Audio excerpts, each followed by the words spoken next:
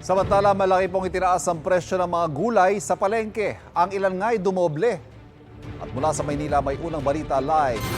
Si EJ Gomez. EJ, bakit daw nagtaasan ang presyo ng gulay? Ivan, sa mga kababayan nga natin dyan na mahilig magluto at kumain ng putahing gulay.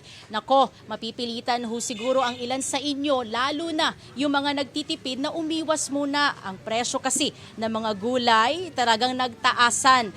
Gulay na sangkap sa mga luto gaya na lang ng Pinoy na chapsoy at pakbet.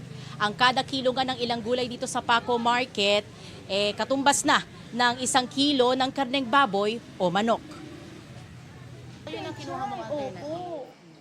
Si Judineth na araw-araw na mamalengke, may nakaplano sanang lutuin na kailangan ng ilang gulay. Laking gulat na lang niya nang malaman ang presyuhan ng gulay rito sa Paco Market sa Maynila. Ay ginto, sobra po. Parang iisipin mo na lang, hindi na lang ako magugulay.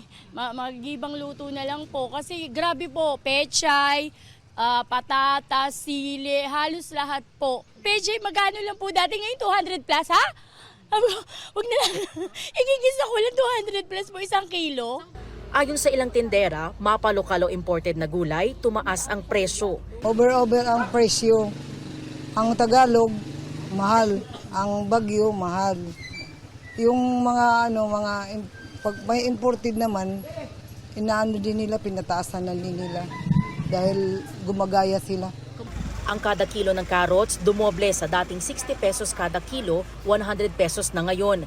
Ganyan din sa kalabasa na dating 30 pesos lang pero ngayon ay 60 pesos na. Ang broccoli naman na dating nasa 120 pesos lang hanggang 350 pesos na ang kada kilo. Ganyan din ang cauliflower na dati lang 120 pesos pero ngayon ay 250 pesos ang kada kilo. Triple naman ang itinaas ng kada kilo ng mustasa na 300 pesos na ngayon. Ang pechay Tagalog naman, mula sa dating 60 pesos lang, lumobo na sa 300 pesos ang kada kilo. Ayon sa ilang tindera, kakulangan sa supply ang isa sa mga rason ng kanilang mga biyahero. Kasi walang dating eh. Lahat ng gulay tumaas. Lahat ng Bagyo, pechay, repolyo, beans, mga lahat yan nagtaasan na.